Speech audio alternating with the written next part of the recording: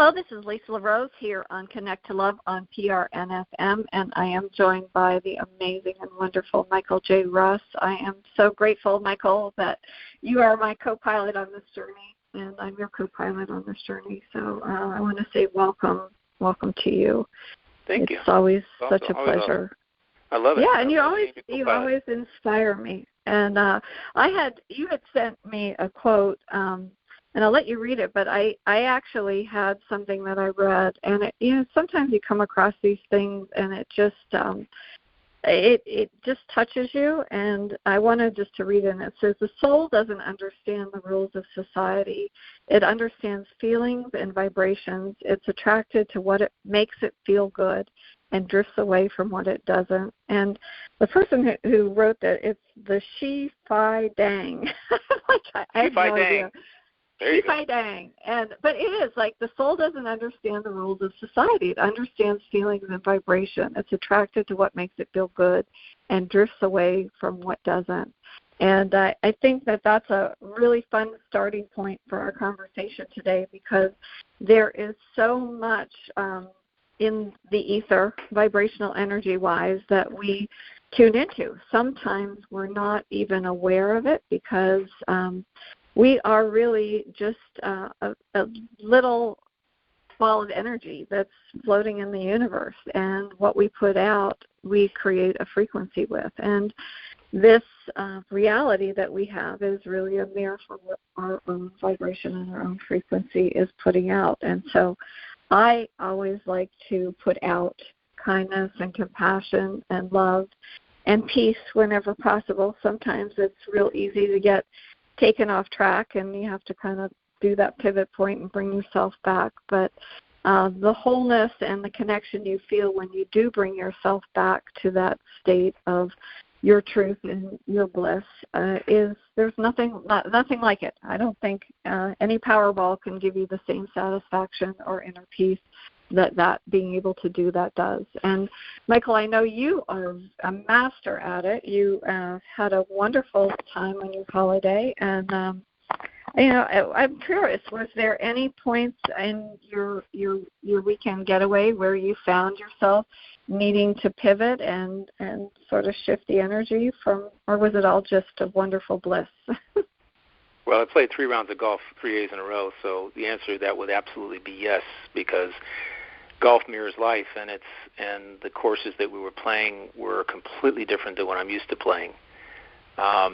They are lots of hills. Where the ball ends up is completely different, or where I have to actually take the ball from and put it to it was totally out of my wheelhouse. I hadn't been to these courses in 3 years.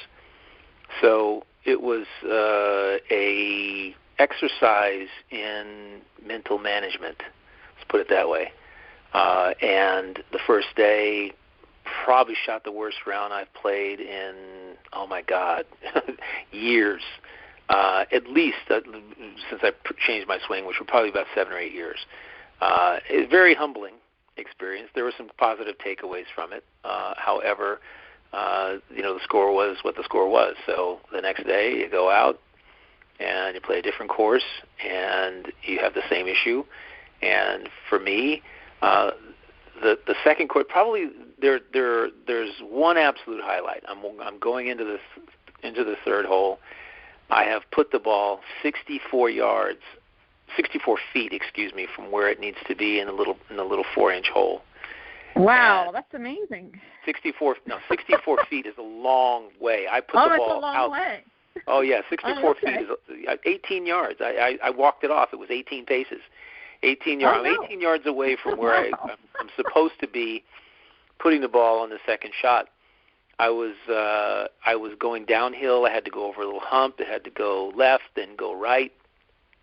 And I said to myself on the way after I hit that shot, I was the farthest away of 4 people, and from the hole. And I said, I'm gonna make birdie. I'm gonna hit this in one shot. I'm gonna get this done in one putt. And I went up there and I looked at it, and I had to go first. And I said, Jeremiah, let's get this done. Jeremiah's my guide. I said, let's get this done. That's great, Michael. I putted the ball, and 64 feet later, it went dead in the hole, right in the center, just straight boom. Oh my gosh, that's amazing. It was, and everyone was looking at it, going, "Wait a minute, hold on a second, hey, wait a minute, that is a shot, it, boom, right in the cup." So that was the highlight. I had another one that was about 20 feet, which was also a very challenging piece of work, but on the 18th hole after a very trying day. Then I got better on the third day. Got a little bit better on the third day. If I kept playing all week, I probably would have gotten a whole lot better, because you get used to the angles and things that you have to hit off. There's various rules you have to follow in order to get the ball to go where you want it to go.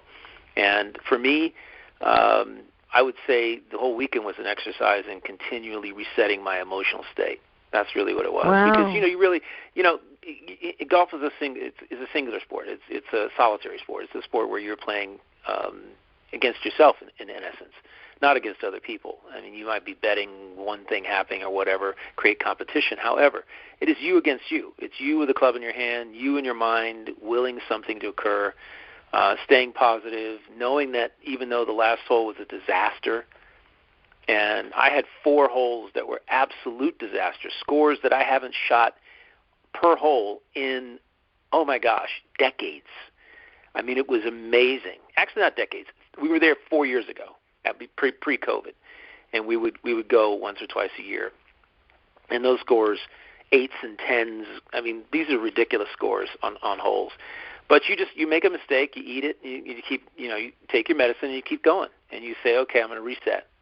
Every hole you're resetting, every shot you're resetting, and you're in the heat that's probably 100, 102 degrees or something like that. Wow. That is down here, but you're playing outside in the middle of the day. You're sweating profusely, drinking lots of water, and you're just having as good a time as you can possibly have, because you're doing something that you really love, and you have to just remember that. Focus on the good. You know what, though? Yeah, exactly. Hey, I was going to say, what a great metaphor for life, though, if you really think about it, because you've got these hills and you've got these valleys and you've got these things that you can't see, these obstacles, and then you've got all these other things that are sort of unaccountable for that come along the way, and always, you got to take your position, set your stance, right? And then you got to just have faith and take the swing. And that's sort of what it is. Sometimes we can't map out our lives the way that we think that we can set goals, and that's absolutely fine. But there are going to be things in your day that are unexpected, that you just really, you can't account for. And I love that you anchored yourself in and you aligned yourself with your not only your own beingness, you aligned yourself with your guide and said, look, let's do this. Like, this is your soul, and not understanding the rules of society, not saying you're 64 feet away, you can't do this. You're like, okay, you know what, I've got the feeling, I got the vibration, we're going to do this, and we're going to do it together, and that's exactly what you attracted in. So kudos to you, Michael. That's awesome. It was an exercise that, you're playing, let's put it this way, when it comes to life, we're in charge of our emotional state. That's and your emotional state is a choice. Something that I always remember. And when I'm playing golf, I remember it every second. I remember that my emotional state determines how relaxed I am, how tense I am, what I'm thinking, what am I thinking, what's going through my mind. All of these things, you have to pay attention to all these little nuances in order to pull off what some people would call impossible. And in golf, everything's possible. There are miracles all the time. And in life, there's miracles. There are serendipitous moments. There's luck involved. There's will involved. There's faith involved. This is life. It's what we do. And on a daily, we were talking about the fact that when we never know when we're going to face a situation where somebody we're close to, somebody we care about, goes through faces an illness of some particular kind, and we have to remember that our ability to correct that illness or to control outcomes is not ours to have. We don't have any control. So the question is, then what do you do? And I know that when my dad had dementia for 7 years, I just focused on the moments where he was lucid enough where we could have a conversation, where he wasn't focused on, short-term memory issues, not being able to remember. If he would sit there and ask me the same question 10 times, that wasn't important. When he was away from that, when he stepped out of that for a moment, no matter how brief, and actually we focused in on the long term, asking about things that happened 50 years ago. He would come back and recite what happened and how he felt about it and the whole 9 yards, and that's what I focused on. The rest of it is just stuff. It just goes on. We're not going to micromanage somebody else. And this is a thing that we as human beings have to understand. Our lives are within our control.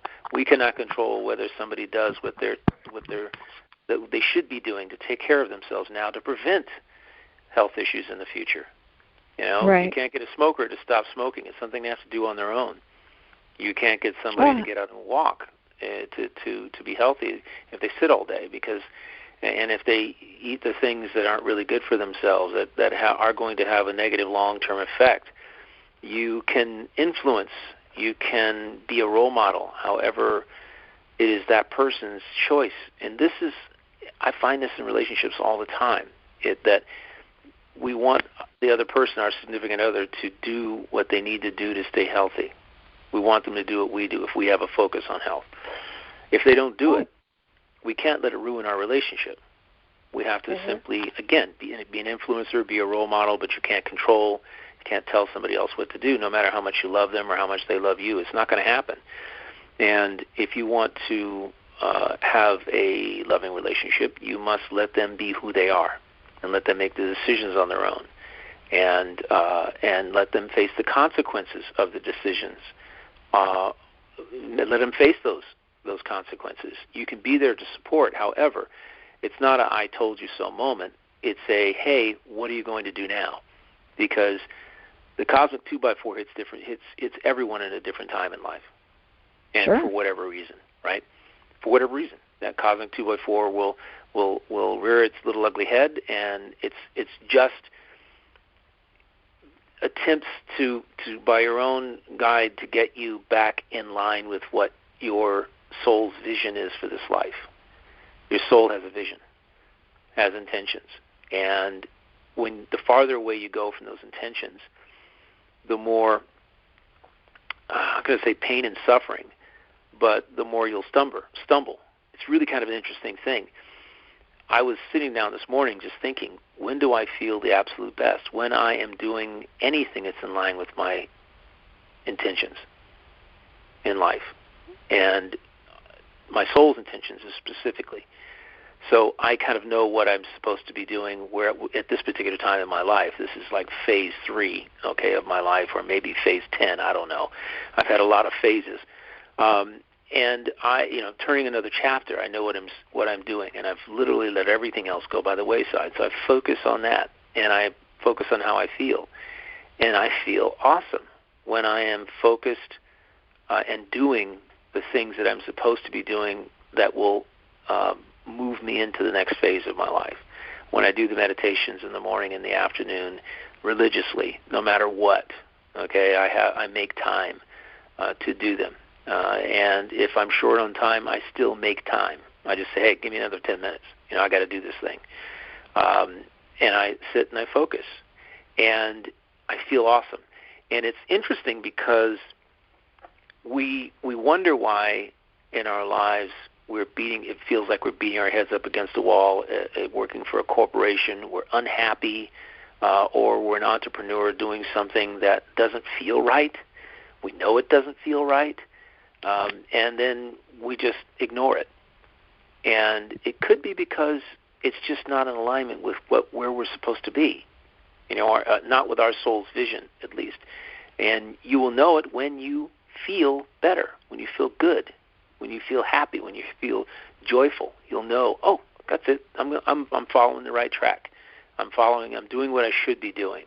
And I kind of let my feelings be my guide. It wasn't all that way. However, in the last 20 years, that's really what I've decided to do, is to let my feelings be my guide and to be aware of how I'm feeling. And this is what I tell most people.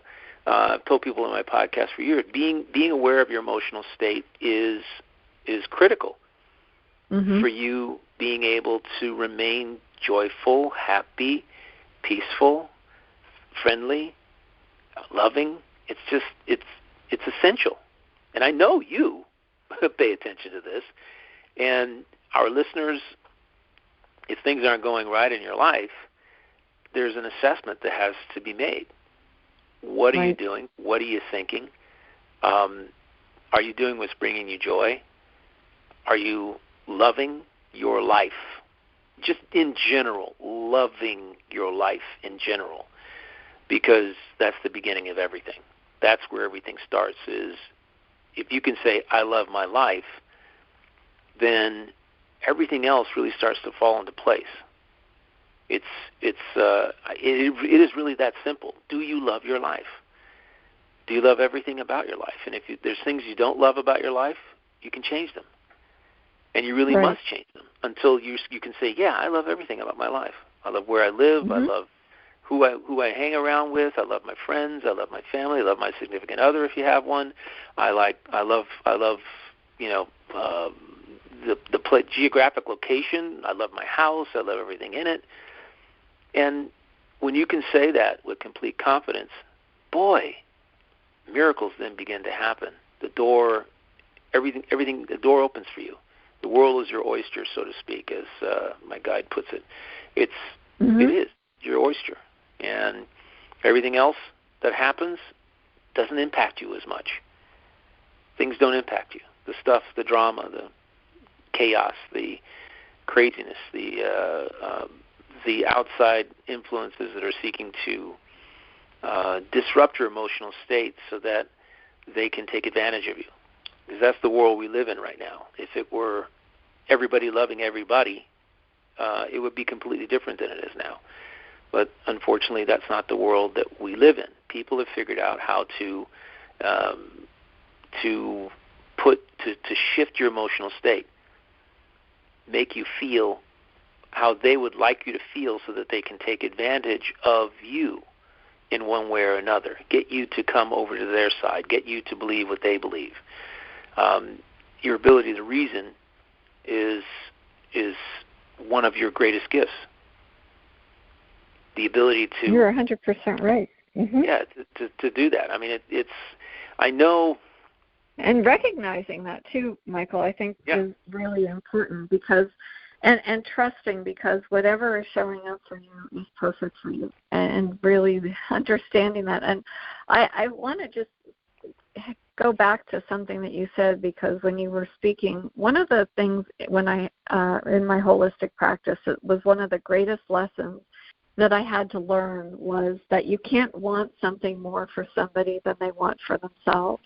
Wonderful. And it's really hard to learn that. It was a really hard, because in working with, it just, you always want something really wonderful for somebody, and I would end up getting frustrated, and it's like, like offering somebody a $1 million lottery ticket and them saying, well, I'm not going to win anyway, but thank you.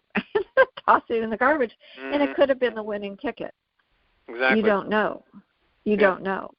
And when you sort of start to understand that, and it's a hard lesson for somebody that has a tender heart. I consider myself having a tender heart. I always want to try to help. I don't know if that was one of my archetypes, be a healer, helper, whatever it is. And I, even with the smallest little animal, so I have this kitten that I was basically dropped on the doorstep by the mother with the umbilical cord and the placenta attached. Yeah. And, how is that cute? And here, how many weeks later, I've named her Petunia. She turned out to be a Siamese. I don't know where the heck she came from because there's no Siamese in the neighborhood. But she's just a little darling. And 2 of my kittens have found their forever home, which is wonderful. And the other one still has to go, but it's sort of the same thing where you care for something and you love it, and then it's time for it to spread its wings and go out into the world. And I think that even sometimes we talk about social media. We're influenced by all these other things, and I think for many of us we've forgotten we have that ability to spread our wings and soar and really pursue what it is that our soul came here to do. And whatever that might look like. And, for me, part of my journey is rescuing things, whether it be animals or people or other things. But I sort of trust and allow that to be part of my life. Some people might not quite understand it, but that's what my heart needs. My heart needs that to feel fulfilled and happy. It brings me joy. It's not always easy.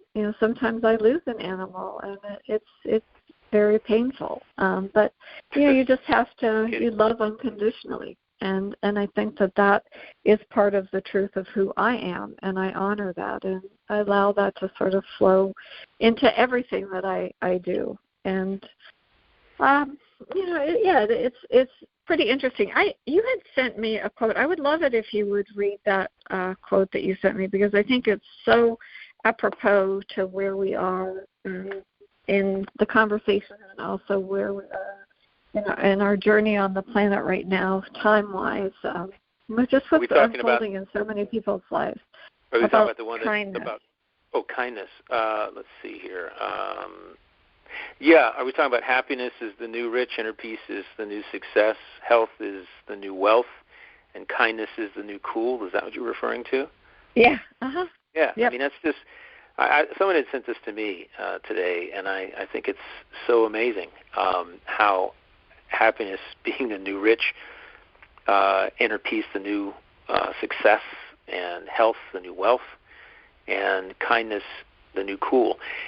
Being at the age I am, being on this planet as long as I have, is more like it. I've come to understand these 4 things intimately.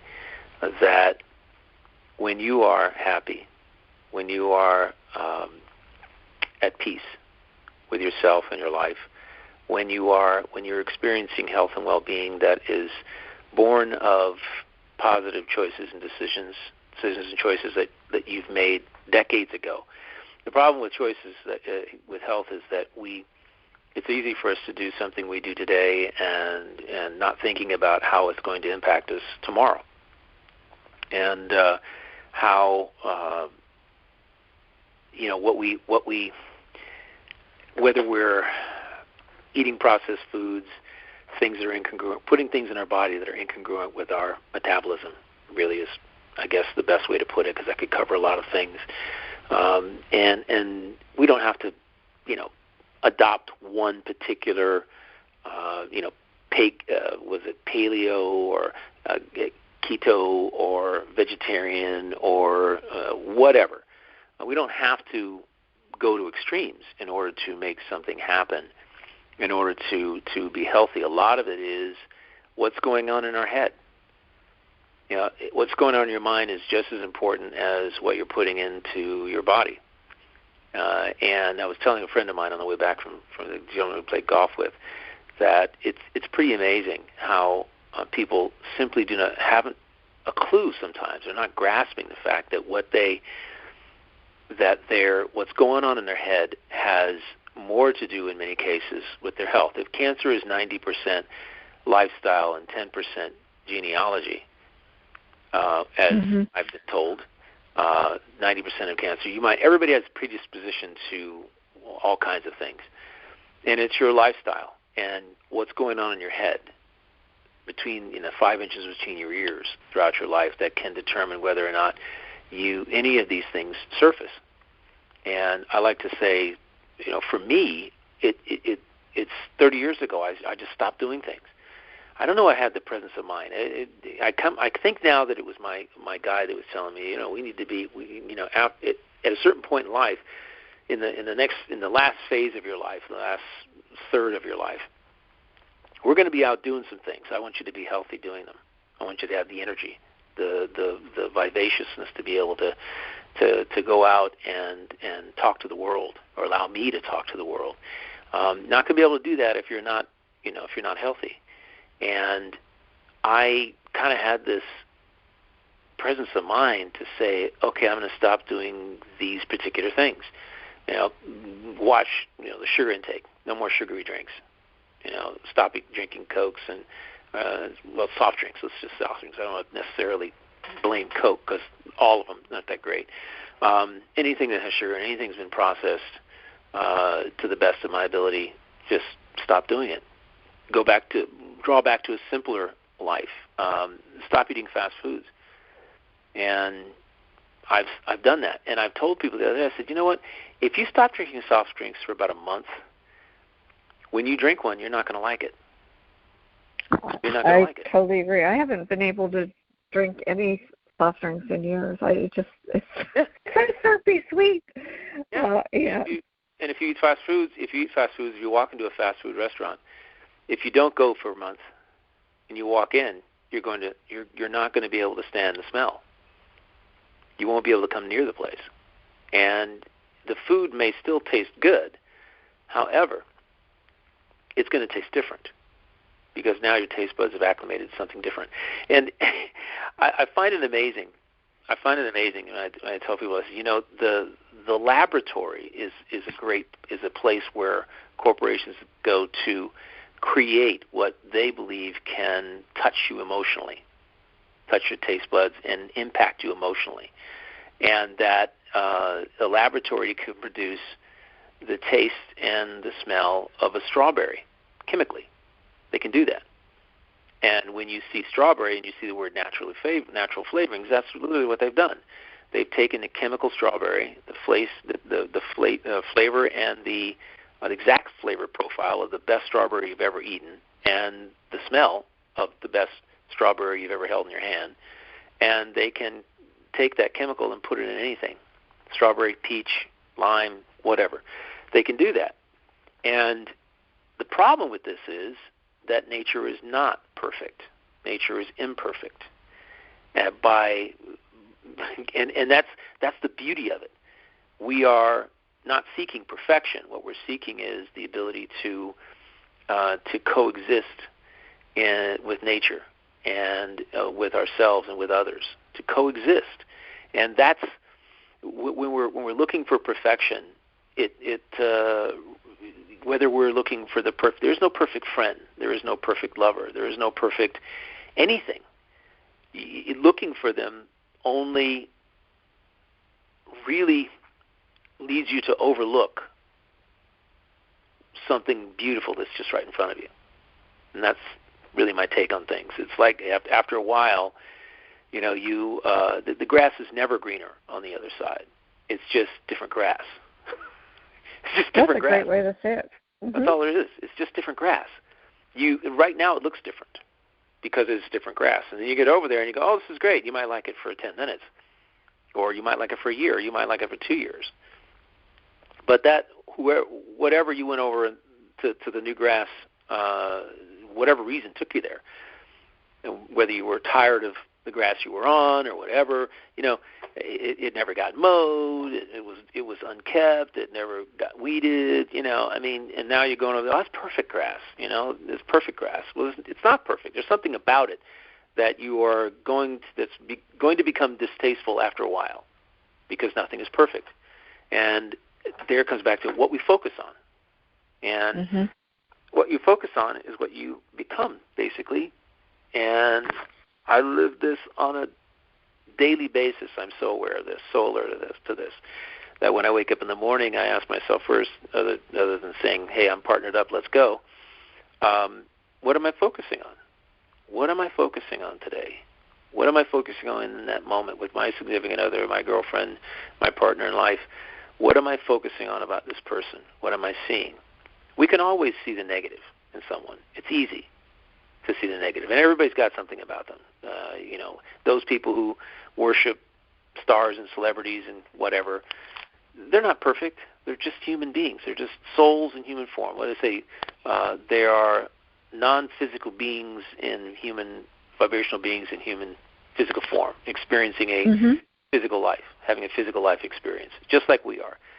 What gives them the celebrity is a machine, a publicity machine, gives them that status, and then people follow them, and now all of a sudden what they have to say is important, when really they're just flawed like everybody else.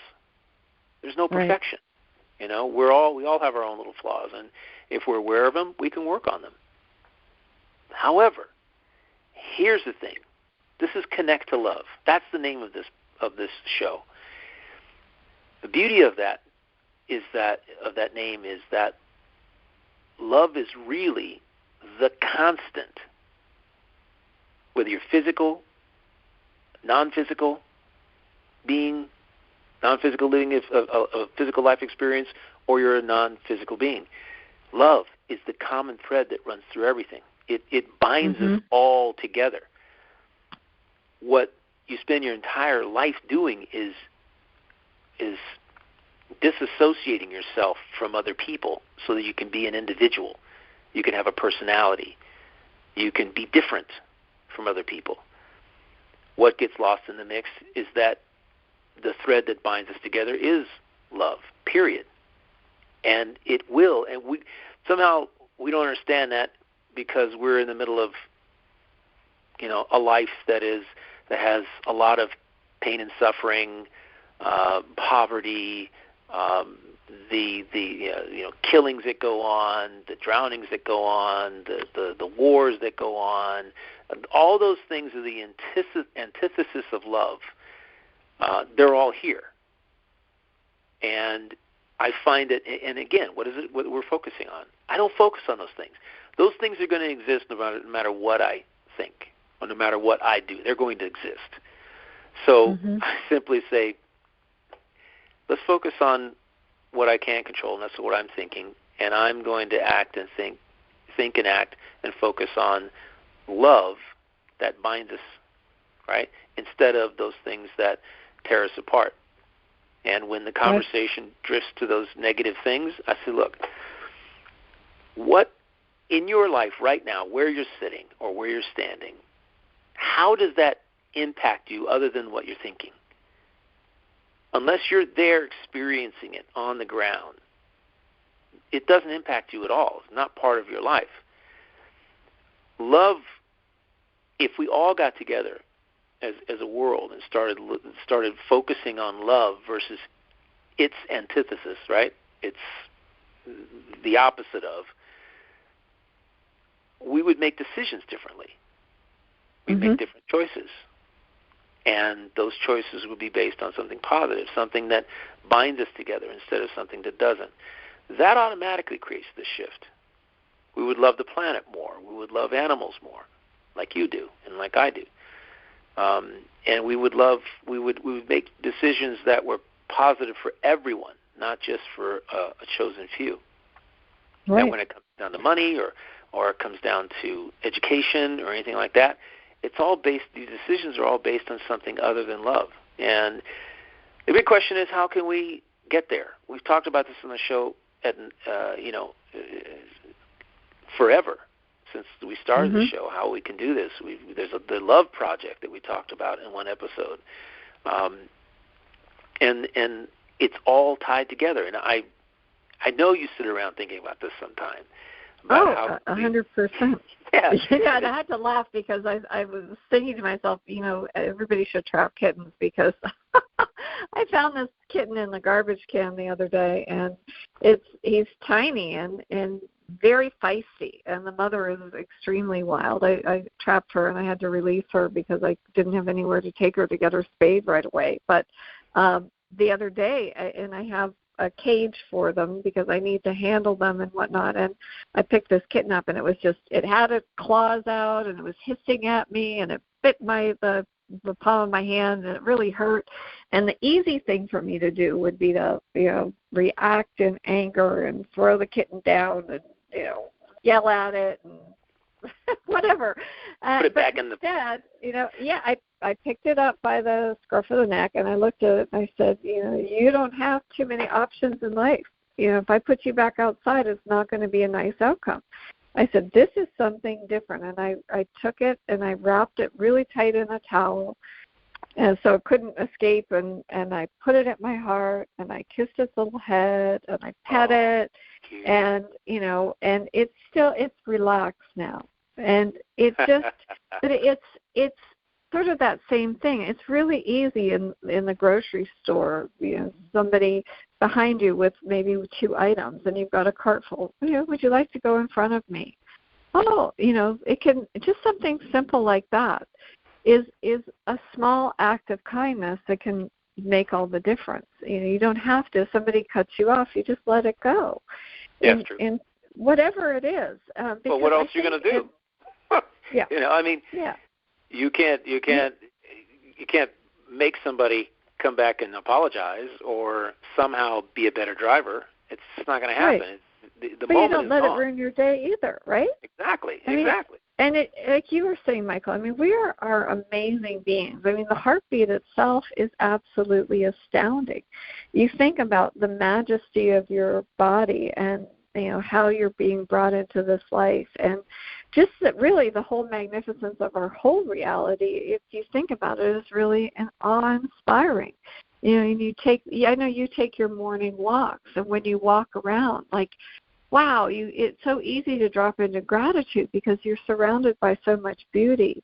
And that's how you bring peace into your life. And because you have this really grand awareness, everything is magical in your daily life. I try to do that no matter what happens. And again, you still have things come up, like whatever it is, somebody saying something that you find offensive on TV or whatever. It just not to get caught up in that. And I think that that's what you're trying to say, that when we really balance the heart and the mind and we're able to be fully present and aware of all of the possibilities that are around us, our experience can be so much different. And that's really what it's all about. And as you said, being connected to love as beings of love. And I truly do believe we are beings of love, that there is nothing that we cannot envision for ourselves. And, I when I was a kid, and I still have one, but they're not as fun as when I was a kid, but I had a kaleidoscope. Did you ever have a kaleidoscope that you played with? And I would look through this tiny little viewfinder, and as I would turn it, the little pieces of glass, the colored glass would move, and you'd be like, oh my gosh, and you'd say to your friend, like, you've got to see this, and you'd hand it to them, and it would shift just the least little bit, and it would be gone. Right? You'd be going like, what are you talking about? I can't see anything. And you'd be like, what? Yeah, I know. And you're like, oh my God, that was so beautiful, and then you try to turn it back, and it just doesn't matter how many times you turn it, it'll never be the same. It was meant for you. It was meant for you. It was. It was meant for you to see. And nothing you can do and if they keep turning it, they'll have their own vision, their own experience, and you won't see that either because it's meant for them. It's really kind of cool how you can justify that sort of thing. It's beautiful. It just where you come from in terms of your thinking. I have basically come to understand how a lot of the things I in the past 30, even 40 years have kind of come together based on where I've been guided to go or what my thinking was, the thoughts I had at the time. Interesting that if I hadn't made certain choices decades ago, I wouldn't be sitting here on the phone basically doing this show because I would have never met Glenn Brooks. Mm-hmm. So it's really kind of interesting, and we have to always remember that it's not just one decision. There are many, many decisions that we make. And when we make those decisions, and the only real goal that we should have in our lives is to make our decisions based on love and kindness and friendly and joyfulness. That if we can do that, we're going to feel really good the majority of the time. And remembering that we cannot control what other people do or say. If somebody does try to cut us off, it's just they're in their own little world. That's kind of what I say. They must be in their own little world. I'm okay. I was able to avoid a problem, an accident, but, you hope that they would get it, that they'd understand that if they weren't paying attention, that there's a consequence to doing that. I was coming out of the post office one time. I can tell you this about a couple of years ago. I was coming out of the post office, and I was first in line at the light. And the light turned green for me. Left turn signal turned green. So I said, fine. I was going to go, but I stopped for a moment. I always look to the right and to the left, basically, to see if anybody's going to run the light. And there was a woman in a Jeep. She was doing about 45 because that was the speed limit. My light was green, and I just sat there for what seemed like 3 or 4 seconds. She came from the right and went right through the light without even seeing it, without even stopping. She went 45 right through the light, and I could see that she was inattentive. She was doing something else, just going right through the light. And I had said, it would have been easy for me if there are a lot of people who the first thing you want to do is just they're in a hurry and they want to jump through the light turns green, here I'm going. And if there had been somebody in front of me, they would have been T-boned, literally, because this woman had no clue what she was doing. She didn't see the light. She didn't see anything. She was totally unaware. And this is kind of a metaphor for life. We must remain aware of how we're feeling, or we're going to run people over with our attitude. And that's not really and this is a double-edged sword. Number one, we shouldn't allow people to make us feel any way at all. That's if somebody makes us feel a certain way, it's not their fault, it's ours. Because we have the power to mitigate what other people do when we understand that other people cannot make us feel one way or another, that we are in control of that power. That is our power as a sovereign being, that we're the ones who are in control of our minds, our bodies, and our spirit.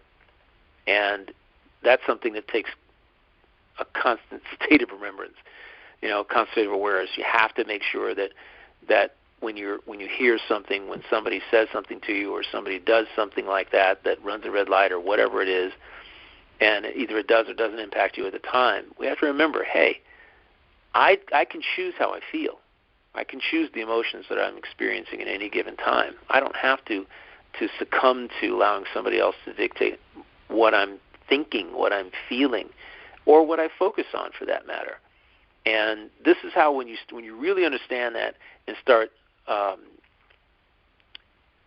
acquiescing to that, your life can change in many, many different ways. As a matter of fact, instantaneously. I've talked to somebody at work that didn't like being where they were, and I asked them certain questions. Why don't you like being there? What are you focusing on while you're there? And invariably, they're focusing on the 10-15% of the negative they don't like. I said, well, what do you like? Oh, I like this. I like that. I love this. I love that. Why don't you focus on that? Spend the lion's share of your focus on the things you like, the things you love about where you are, and let the other stuff go, because invariably the other stuff they're focusing on, they don't have any control over. Right. They other people generally, what their boss does, what their workmates do or don't do, promises that aren't adhered to. If you can always choose to leave and go somewhere else if it really comes down to brass tacks and wooden nickels, as my mother used to say. You can always choose to leave and go somewhere else. And sometimes you're just not happy because you're the vibe that you're having to absorb is that you're actually absorbing. Somebody else's vibration is so negative that you must literally make a decision to go somewhere else. Sure. Find those relationships all the time, relationships or work or whatever. You're putting out positivity, and other people are putting out negativity. And sometimes if the negative can overpower the positive, then what's that telling you? Make a different choice. Make a different choice in life. There's no reason you need to sit there and absorb the negativity. You know? Yeah. Well, and I think that's why I love that quote that you said. You know, happiness is the new rich, inner peace is the new success.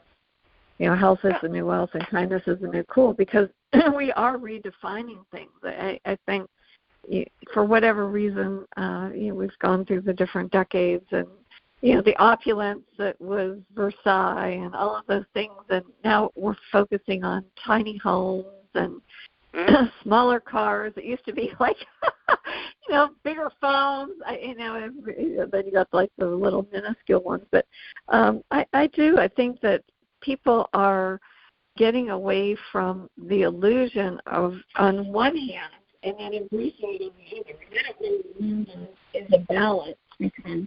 I see so many positive shifts on the planet, and I really do believe that people are becoming more aligned and aware of the beings, and that they are capable of kindness and compassion and gentleness, and they know what it feels like when that is gifted to them and shared with others, and when they connect with others, because there's nothing else, I think, that fills your heart. And when we exemplify forgiveness or benevolence or gratitude or joy, it's something that we remember. And oftentimes, I know it's sometimes the smallest acts of kindness can make a huge difference to somebody, whether they're in the hospital, which is, I've been navigating through with somebody in my life that has had too many ER visits the last little while, but it's the nurses that offer the kindness, or can I just get you? Sometimes it's just something simple that makes all the difference. And it does. It can brighten their day. You can have all of these other things going on. It's just that one act of kindness that can really transform. Changes everything. And I think that that's really how we leave a legacy. I mean, when you think about what is it that you came here to do and what you want to be remembered for, I'd really like to be remembered that I was kind. Yes, kind and loving and caring and loving. and joyful about your existence here. It's I ask people, when you're gone, you're back to your non-physical state, with your entire soul, and you look back on your life, what would you like to be proud of? What would you like to be proud of? And we're not talking about, I gave $1 billion to charity. I mean, that's easy enough to do. What are the little things? It's always the little things that the little kindnesses that you paid to someone who needed it at the time. I'm always cognizant of this when I go out, when I speak to people, or when I have to I had to go to the cable place yesterday because I didn't understand the bill, and I needed to change my plan. And I walk in, and you have a choice.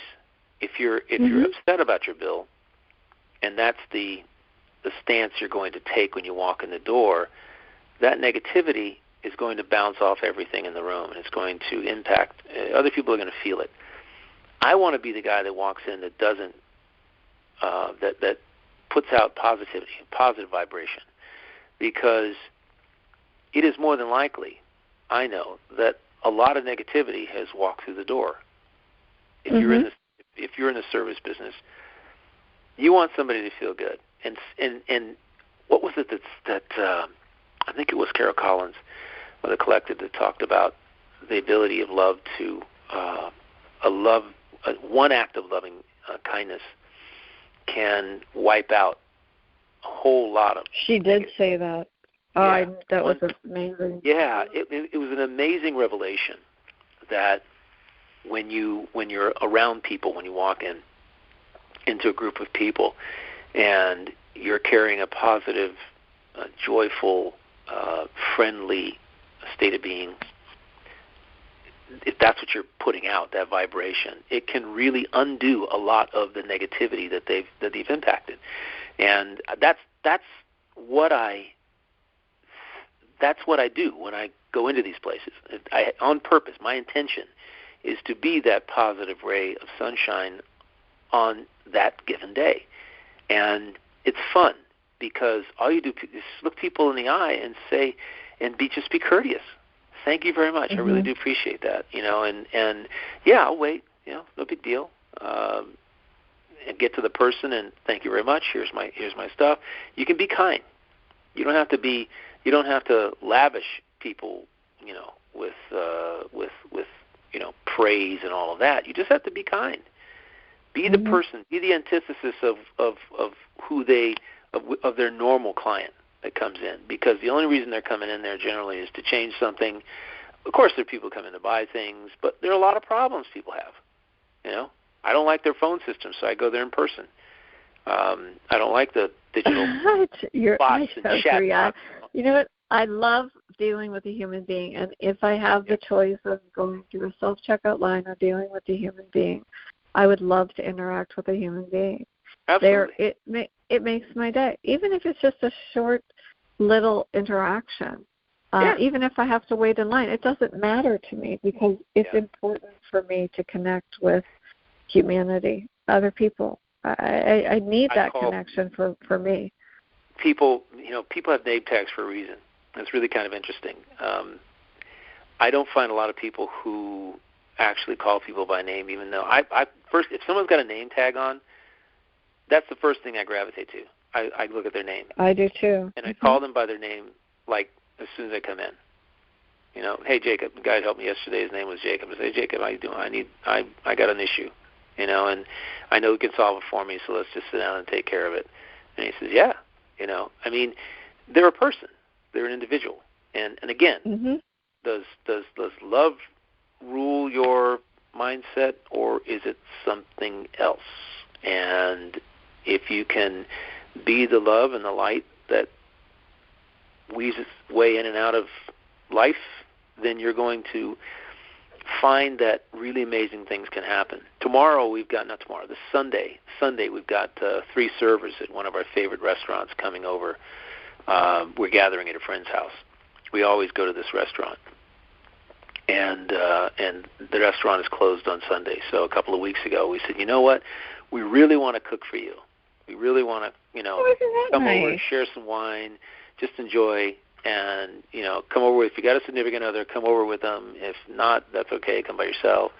And so we're all getting together to have beef bourguignon. Gentleman's cooking beef bourguignon, French style, for them, and we're bringing different wines for them to try. I've got one bottle of wine I got specifically for each of them, just to take home as a gift, and it's really kind of neat too. So sweet.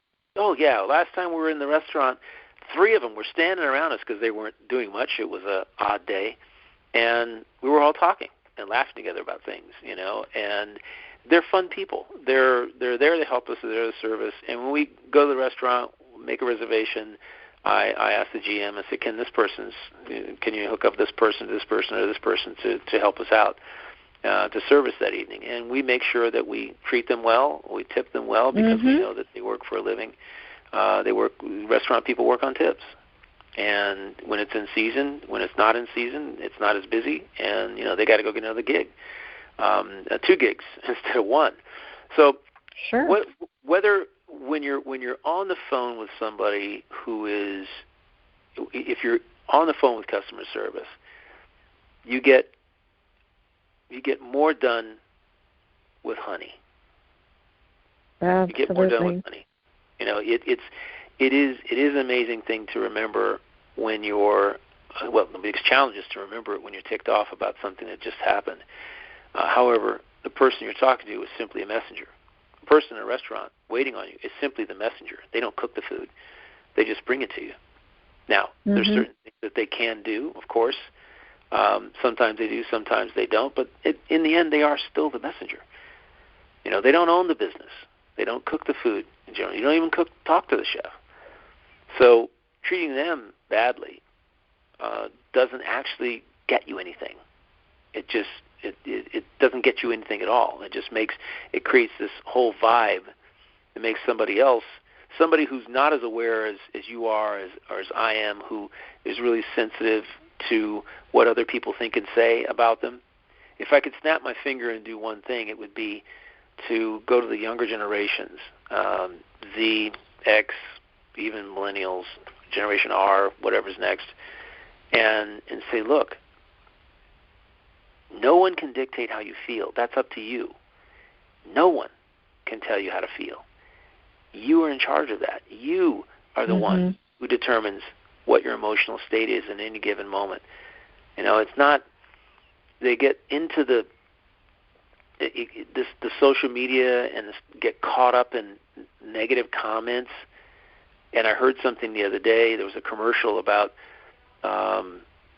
when a child came home from school, they had their cell phone, and it was an awareness ad about bullying online.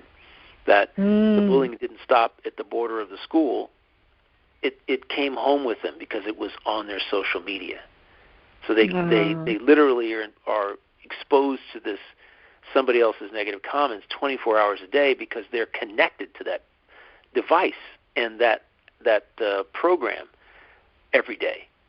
They don't put it down.